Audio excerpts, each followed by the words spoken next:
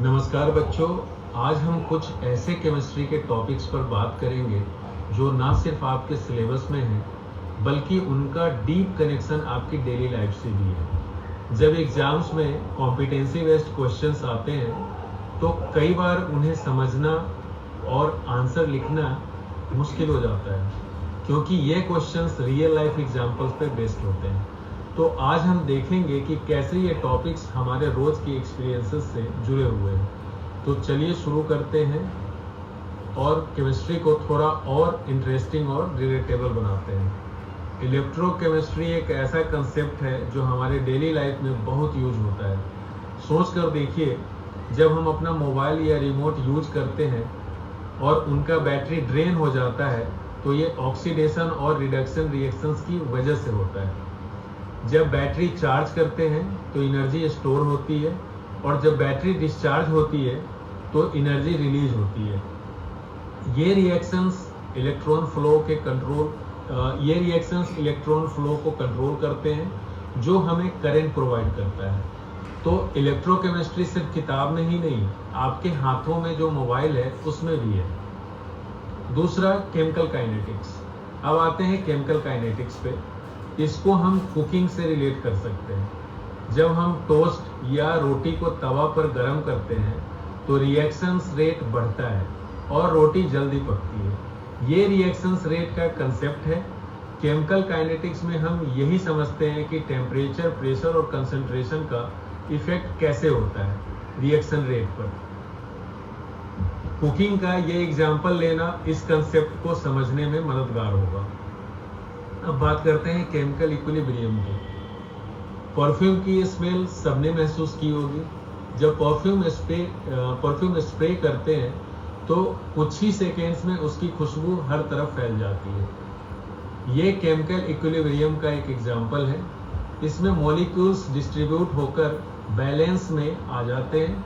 Chemical equilibrium में reaction दो तरफ चल रही होती है और एक पॉइंट पर बैलेंस यानी इक्विलिब्रियम अचीव हो जाता है। परफ्यूम का ये एग्जाम्पल आपको इक्विलिब्रियम के कंसेप्ट को समझने में मदद करेगा।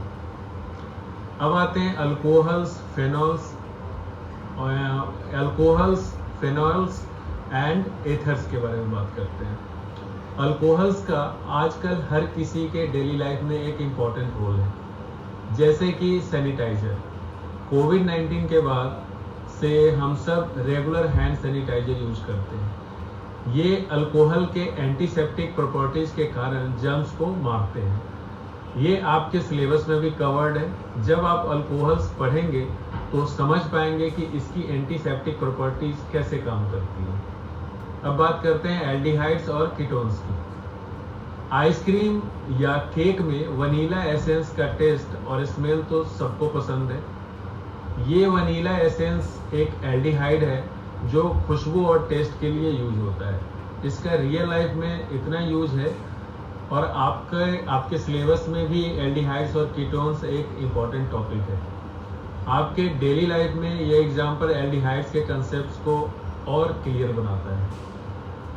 अब बात करते हैं सरफेस केमिस्ट्री की।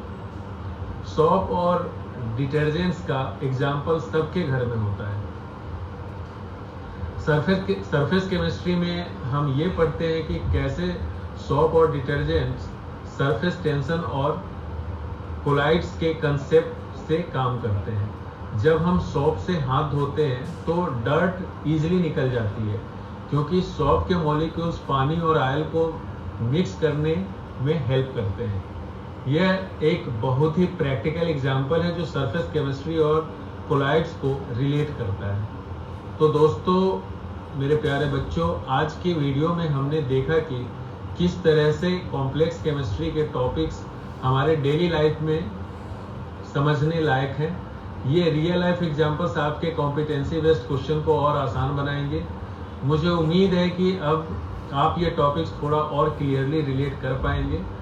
वीडियो को लाइक, शेयर और सब्सक्राइब जरूर करें और अपने दोस्तों के साथ भी शेयर करें जो इन टॉपिक्स को समझना चाहते हैं। मिलते हैं नेक्स्ट वीडियो में नए कंसेप्ट के साथ। तब तक के लिए नमस्कार और हैप्पी स्टडीइंग।